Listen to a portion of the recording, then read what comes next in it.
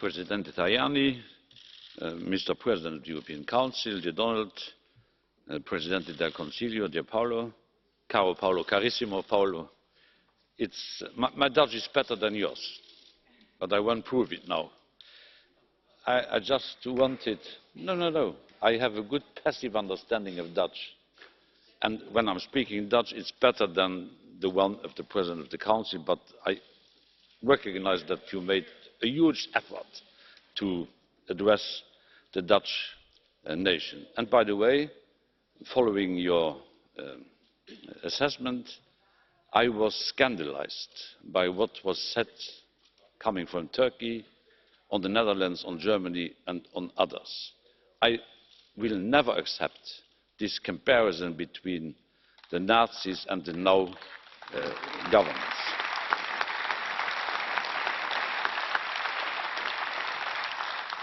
You know, my home country, Luxembourg, was occupied by the Nazis.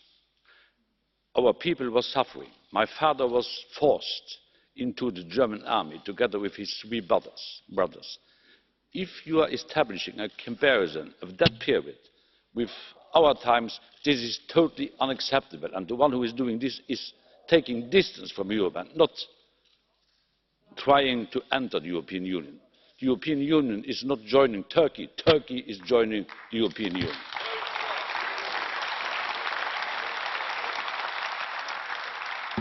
I wanted to congratulate my good friend Donald for having been re-elected.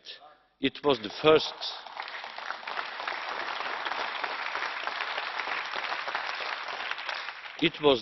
meeting the European Council had in its new building. This new building, I'm referring to this building as being the Tusk Tower. I prefer the Tusk Tower to the other one. And so I'm happy that Donald has been re-elected, because we have not only as human beings, as persons,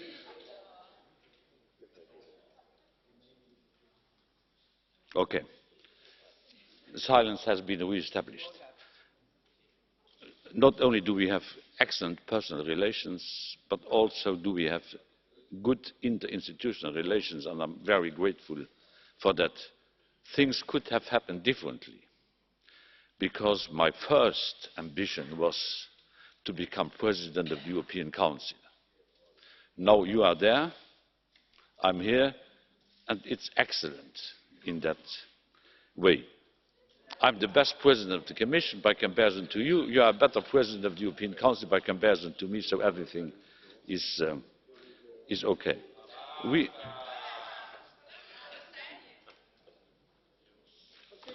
I'm happy to wake up the extreme right of the Parliament.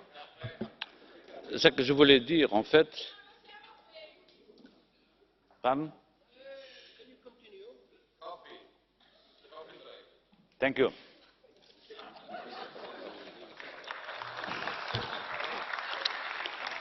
Nous avons eu au Conseil européen de la semaine passée un débat intense sur les Balkans occidentaux. Et je voudrais dire ici, au nom de la Commission et au nom de la haute représentante, qui est aussi vice-présidente de la Commission, donc une personnalité obligatoirement schizophrène, que, en tant que Commission, nous voulons offrir aux pays des Balkans occidentaux une perspective européenne non équivoque.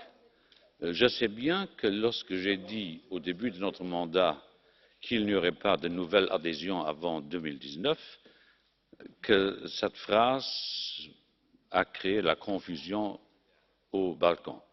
Or, nous continuons nos débats, nos négociations d'adhésion avec les pays du Balkan. C'est la région la plus compliquée de l'Europe et donc nous devons apporter à nos relations avec les pays des Balkans occidentaux tous les soins requis, et les conclusions que nous avons adoptées à 27, parce que la Pologne, pour des raisons inexpliquées et inexplicables, n'a pas pu se joindre aux conclusions du Conseil européen, disent très clairement quelles sont nos ambitions et nos intentions en ce qui concerne les Balkans occidentaux. Nous avons évoqué entre nous la situation économique de l'Union européenne et de la zone euro en particulier, nous nous sommes félicités du fait que le chômage baisse, que la croissance augmente, que le taux d'emploi ne cesse d'augmenter, qu'il y a une création d'emplois tout à fait remarquable, mais cela ne devrait pas nous induire en erreur. L'Europe n'est pas sortie de la crise économique qui est la sienne, la crise sociale perdure et donc nous devons apporter à toutes ces questions gravitant autour du sujet économico-social toute notre attention. Je voudrais que nous soyons prêts en avril en tant que Commission pour adopter nos propositions en matière de mise en place du pilier des droits sociaux. Je voudrais qu'au mois de novembre, en Suède, nous aurons tous ensemble un débat sur la poursuite de la politique sociale en Europe. Je veux dire par là un meilleur ameublement de la dimension sociale insuffisamment ameublée jusqu'à ce jour. Je voudrais qu'en novembre, nous puissions terminer ce débat. La raison pour laquelle la politique sociale n'a pas eu toute l'attention que certains d'entre vous auraient voulu qu'elle ait lors de la présentation du livre blanc est due au fait que sur la politique sociale, nous sommes sur le court terme. Nous voulons mener à bon port le débat social au cours de cette année, alors que le livre blanc porte sur une durée plus longue, puisqu'il vise, en termes d'accomplissement de nos ambitions, l'année 2025. Donc il ne faut pas lire le livre blanc comme prenant congé et de la distance par rapport aux ambitions sociales de l'Europe. C'est pour tout de suite. L'Europe sociale ne peut plus attendre. Il faut la faire maintenant et pas seulement en 2025.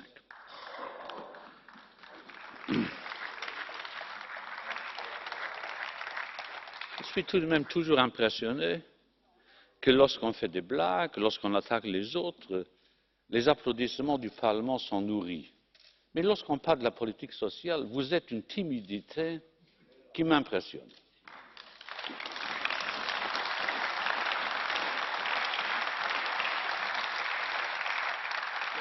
Wir haben auch, Herr Präsident, anlässlich des Rates der letzten Woche über unsere Handelsbeziehungen mit anderen Teilen der Welt gesprochen. Ich möchte hier noch einmal zum Ausdruck bringen, der ich kein Freetrader bin, passt nicht zu mir, dass wir als Europäische Union unsere Chancen nützen müssen.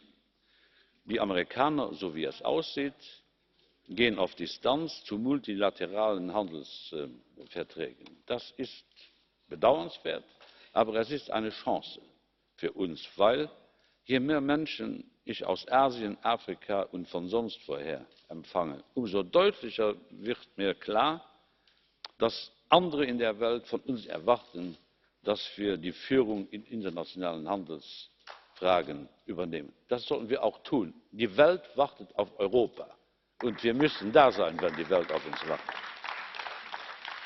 Deshalb werden wir so schnell wie möglich, Donald hat dies erwähnt, mit Japan zum Abschluss der Freihandelsverhandlungen kommen. Nicht zu den Bedingungen, die uns nicht passen, sondern zu den Bedingungen, Wünschen, Herausforderungen, Bedürfnissen, die wir uns selbst beschrieben haben. Wir werden den japanischen Premierminister, Herr Tusk und ich, am 21. März, glaube ich, in Brüssel empfangen und wir werden dies so schnell wie nur irgendwie möglich bewegen in die richtige Richtung. Und ich hätte gerne, ist Frau Malmström da? Dass Frau Malmström vor Abschluss der Verhandlungen mit Japan sich noch einmal mit den Sozialpartnern zusammensetzt, weil ich bin strikt der Auffassung, dass wir nicht alleine so aus Gottes Gewalt heraus Handelsverträge abschließen können. Wir müssen auch mit anderen darüber reden, mit der Zivilgesellschaft, mit den Sozialpartnern und mit anderen.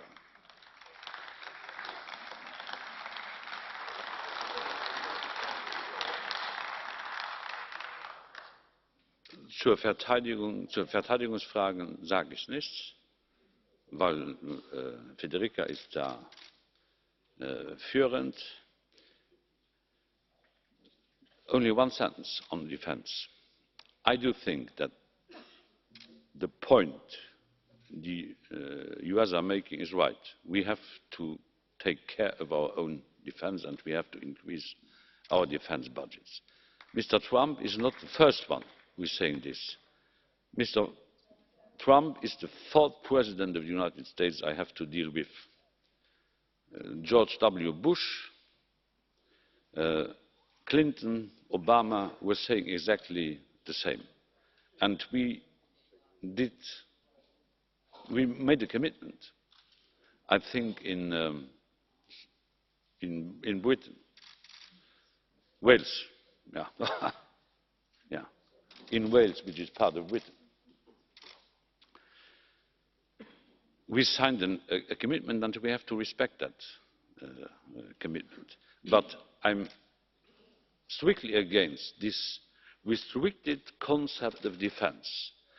International planetary stability is more than defense expenditures, aid development, expenditures, money to be given to the humanitarian action of our countries is as important as military expenses, and I would like to insist on that.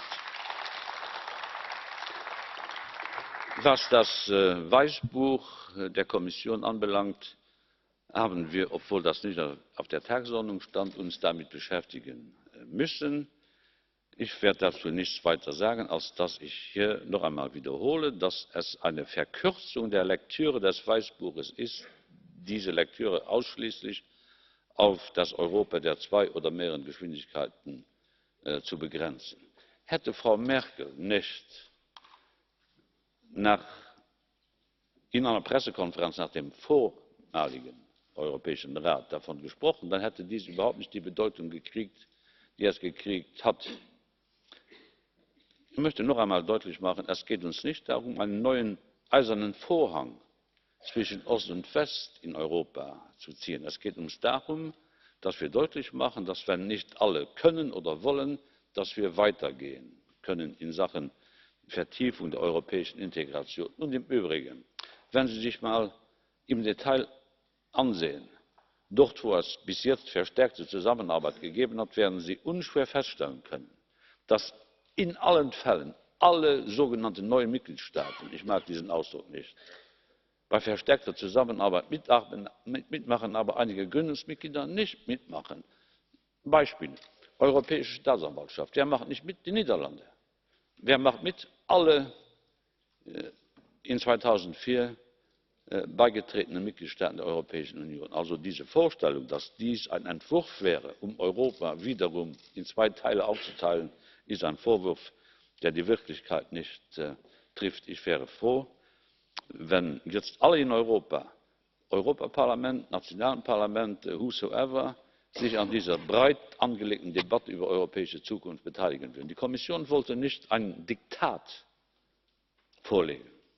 Wir wollten nicht sagen, so muss es sein und so darf es nicht sein, obwohl ich das Szenario 2 hier im Parlament ausgeschlossen habe. Europa ist mehr als Binnenmarkt, als Markt, als Geld und als Warenaustausch. Europa ist zuvorderst das Europa der Menschen. Deshalb dieses Szenario, dieses kleine Szenario des nur europäischen Binnenmarktes trifft nicht meine Zustimmung. Aber ich hätte gerne, dass wir alle diese Optionen diskutieren. Das sind nicht die Optionen der Kommission, das sind die Optionen, die zurzeit sich in der Debatte befinden. Und ich hätte gerne, dass wir uns bei dieser Debatte nicht ducken, sondern dass wir alle Elemente in Betracht ziehen, auch die Berichte, die das Europäische Parlament im letzten Monat angenommen hat. Ich bedanke mich für die Aufmerksamkeit.